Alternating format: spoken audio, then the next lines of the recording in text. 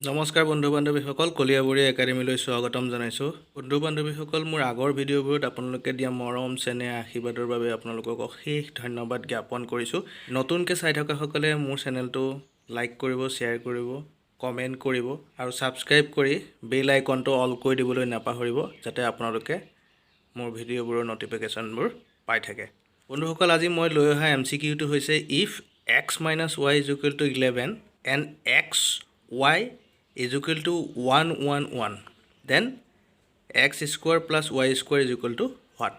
বন্ধুসকল, আহকচোন এই অংকটো অতি সহজে কেনেকৈ কৰিব পাৰি আমি তাকে চাওঁ। আমাক দিয়া আছে x - y is equal to 11।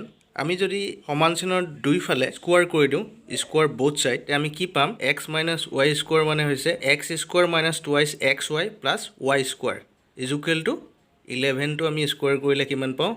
1 2 1।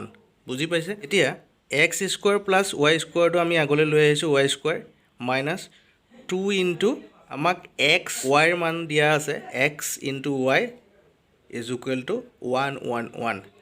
আমি ইয়াতে x ইনটু yৰ মানটো আমি ইয়াতে পাতিছোঁ 1 1 1 ইজ ইকুৱেল টু 1 2 1। এতিয়া x square plus y square 2 into 1 1 1 কিমান হৈ যাব? 2 2 2 ইজ ইকুৱেল টু 1 2 1। এতিয়া x square plus y square is equal to এইফালে 1 2 1 আছে প্লাছ 2 2 2 হ'ল। এতিয়া x square plus y square is equal to আমি পালোঁ 3 4 3। বন্ধুসকল, এইটোৱেই হ'ল আমাৰ উত্তৰ। ইমান পৰে ধৈৰ্যৰে মোৰ ভিডিঅ'টো চাই থকাৰ বাবে সকলোলৈকে ধন্যবাদ জনাইছোঁ। জয় আই অসম।